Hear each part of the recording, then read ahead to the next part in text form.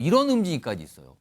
지금 고용노동부 쪽에서 예의주시해서 보고 있다는 얘기가 보도를 통해서 계속 나오고 있어요. 언론 보도 등 토대로 지금 조사 착수 검토 중이다. 그러면서 사업장을 방문했는데 문이 닫혀 있었다. 뭐 이런 얘기까지 지금 보도를 통해서 나오고 있습니다. 손정혜 변호사. 지금 이른바 이게 강영욱 씨가 운영하는 이 회사 내의 직원들을 향한 어떤 갑질 의혹이잖아요. 이게 논란의 소지인데 지금 뭐 고용노동부가 예의주시하고 조사 검토 중인 말까지 나오는데 지금 알려져 있는 갑질 의혹 중에서 가장 문제가 될 만하다는 건 어떤 걸로 보십니까? 일단은 사실관계나 구체적으로 누가 어떤 신원으로 제보했는지는 확인되지 않지만 그 글이 사실이라는 전제하에서는 첫 번째 지속적인 폭언과 또는 뭐 물건을 던진다는 것은 폭행이거든요. 이런 폭력적인 행위가 굉장히 중요할 수 있고요. 두 번째로는 이 CCTV 문제입니다. 우리가 이제 법에는 개인정보법에 고정형 영상정보 처리 장치라고 하는데 이것을 뭐 보안 목적이나 이런 게 아니라 사생활 감시 목적으로 사용하는 경우에는 노동부 매뉴얼에서도 대표적인 직장 내 괴롭힘의 예시로 들고 있는 부분이기 때문에 예. 더군다나 이것은 징역 3년 이하 3천만 원 이하 벌금에 처해질 수 있는 부분이 있어서 이 CCTV로 그 직원들에 대한 사생활을 실시간으로 감시했다. 이런다고 한다면 이 부분을 좀 엄격하게 다스려질 가능성이 있고요.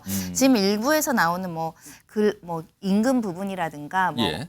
업무의 부당 지시, 그러니까 이 업무 이에 이제 사적인 어떤 심부름 시키는 예. 것도 문제될 여지가 있거든요. 그래서 직장 내 괴롭힘이 있는지를 살펴보겠다는 입장으로 보이는데 현재 직장이 운영되는 게 아니라 폐업되어 있고 직원들이 없는 상황이라면 사실상 조사 대상과 공간을 찾을 수가 없는 거죠. 뭐 폐업 상황으로 가는 거 아니냐 얘기가 좀 나오거든요. 지금. 일부 보도에서는 이미 작년에 이제 문을 닫을 전제로 부동산도 내놓고 폐업을 준비하고 있었고 고객들에게 이제 프로그램이 언제 중단된다도 고지가 일부는 된 것으로 알려지고 있어서 예. 어떤 분쟁으로 하려고 했던 것인지 아니면 본인 계획으로 이제 사업을 좀 접으려고 하는 과정에서 직원들과의 마찰이 있었고 이런 폭로가 나오는지는 조금 더 자세히 봐야 될 것 같습니다. 지금 이 회사 사안과 관련해서 여러 가지 보도를 통해서 얘기가 좀 나오고 있는데 화면으로 정리 좀 해볼까요?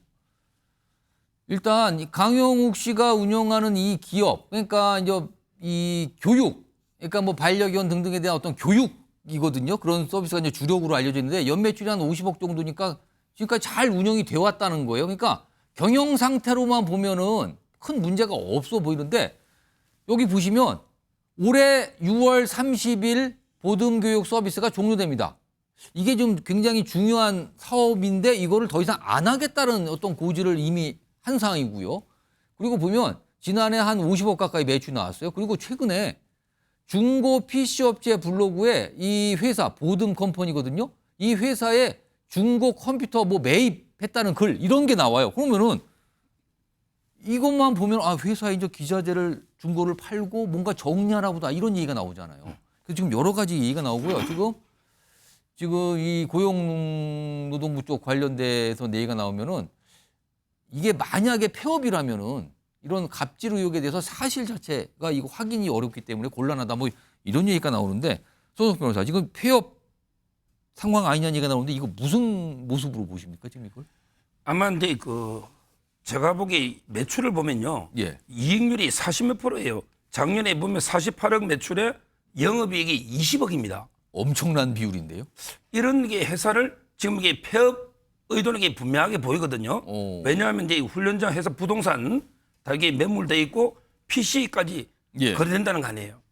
이거를 저는 먹튀라고 표현하면 어떨지 먹고 튀는 이게 어떤 의도인지는 모르겠어요. 아마 여러 가지 이제 그 직장 내에 문제가 있으니까 폐업을 할기는 하는데 그러면은 그거는 지금 이런 논란이 불거지기 전부터 뭔가를 생각한 거 아니냐라고 보시는 거예요, 그러면은?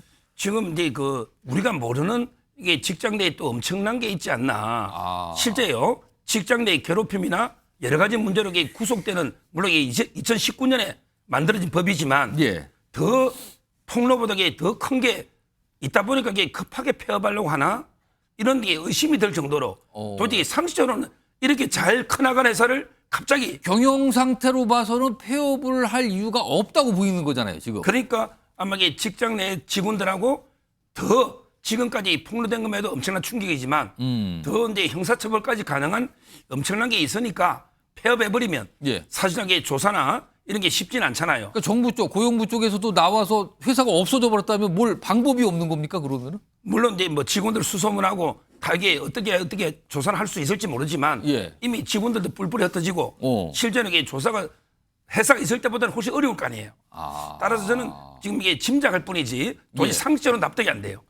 이게 지금 정확하게 폐업인지 어떤지는 모르겠습니다만 정황이 굉장히 묘하다는 거죠 지금요. 지금 보면 노동부 관계자가 언론보도 토대로 조사 착수 검토 중이다. 그렇지만 사업장 방문했는데 문이 닫혀 있다고 그랬거든요 지금. 그럼 이미 뭐가 진행이 된 건지 모르겠습니다만 이거 곤란해지는 겁니까? 그럼 조사 자체가? 그러니까 노동부에서 조사를 하더라도 결국 시정명령 가태료 뭔가에 어떤 적극적인 처분을 위해서 조사를 하는 건데 처분 대상자가 폐업을 하고 그 회사가 사라진다면 사실상 실효성이 떨어지잖아요.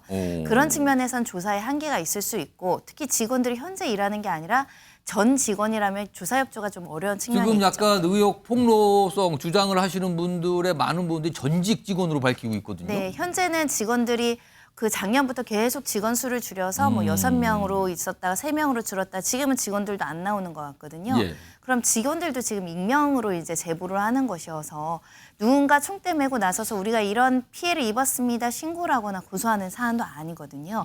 사실은 이런 종류의 사건은 조금 사실관계 규명이 좀 어렵게 될 가능성도 배제하기 어렵습니다.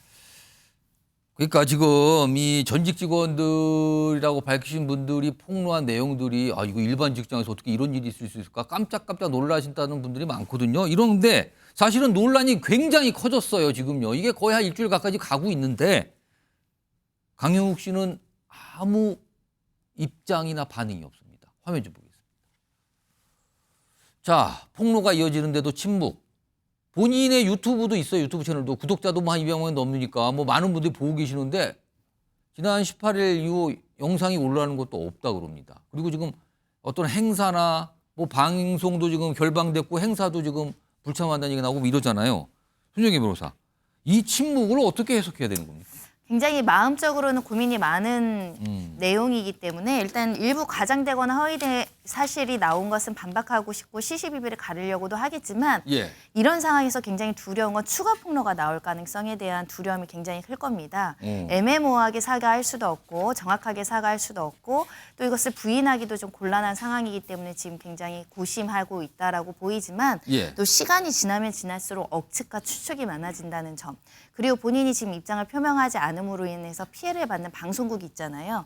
그리고 그를 믿고 따랐던 특히 여기 그 프로그램을 믿고 따랐던 견주들이 있습니다. 예. 지금 그 갑질 문제를 넣어가서 이제 뭐 강아지 반려견들에 대해서 제대로 업무를 하지 않았다는 주장도 나오고 있기 때문에 어찌됐든 방송에 많이 나와서 사회적으로 영향력이 있었던 사람이라면 예. 가타부타 입장을 표명하는 책임감을 보여야 될 것 같습니다. 손정혜 변호사가 만약에 변호인으로서 의뢰를 받으신다면 어떤 조언이 법률적 조언이 가능할까요? 그러니까 이렇게 6명, 9명 소규모의 기업 같은 경우에서는 사실은 이런 직장 내 갑질과 아닌 것이 경계가 모호하게 업무가 진행되는 경우가 좀 있었죠. 그래서 직장 내 괴롭힘 방지법이 들어온 것입니다. 예. 그래서 공인으로서면 응당 근로기준법이나 이런 취업규칙의 직장 내 괴롭힘이 무엇인지 그리고 내가 대표로서 직장인들을 어떻게 대해야 되는지를 좀 잘 돌아봤어야 되는데 그게 부족했고 나 때문에 상처받은 직원이 있다면 지금이라도 그 직원한테 사과하고 앞으로 개선하겠다. 그리고 회사도 지금 폐업하는 수순에 이르니까 자숙하겠다. 이런 메시지는 좀 전달돼야 되지 않을까 합니다.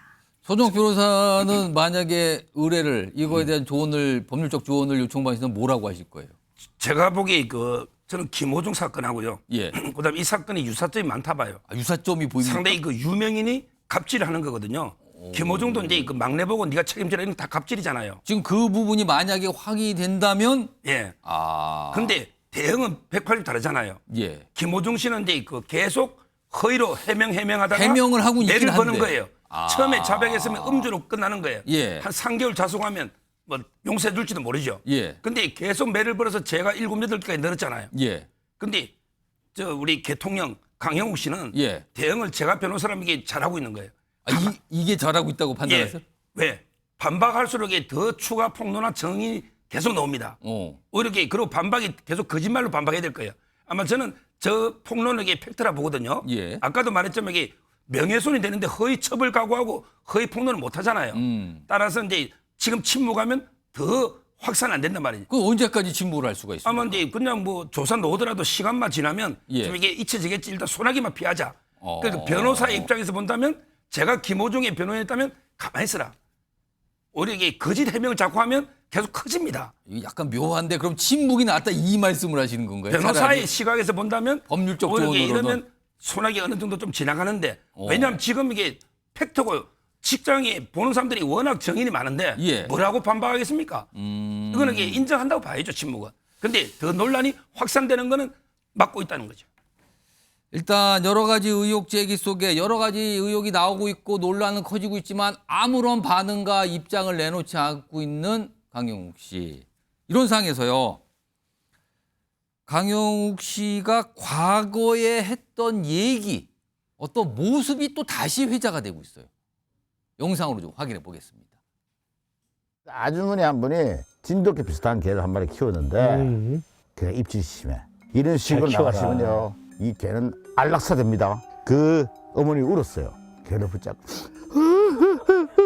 아, 뭔지 알겠다. 근데 누가 노래를 부르더라고 복도에서.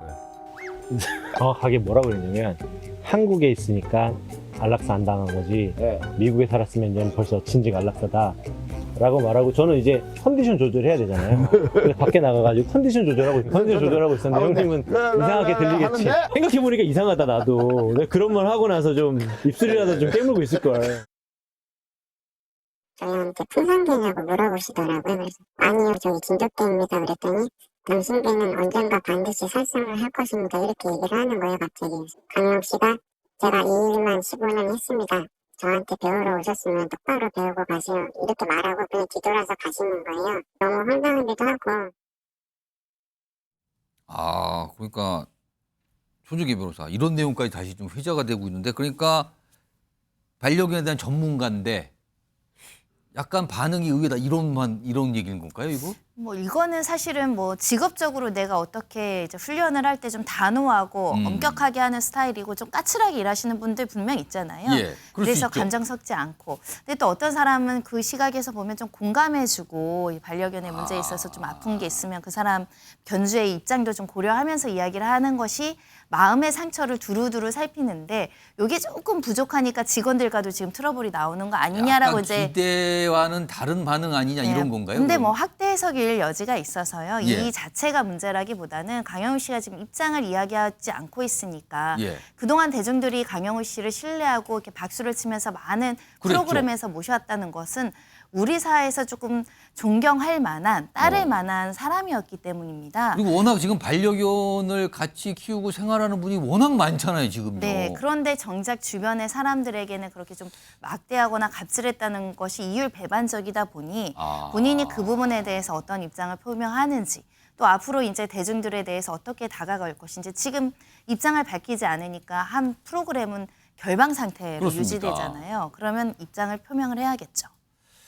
자, 그러니까 지금 앞에서 김호중 씨 그리고 강영욱 씨 관련된 얘기 전해드렸는데요. 많은 분들의 주목을 받고 있고 많은 또 영향력도 갖고 있고 인기도 누리시는 분들인데 대중들이 여론이 그런 분들한테 기대하는 바가 있고 생각하는 바가 있는데 그거와는 너무 다른 모습이 아닌가. 지금 이런 지점들이 뭔가 논란을 더 크게 만들고 있지 않은가 이런 생각이 좀 듭니다.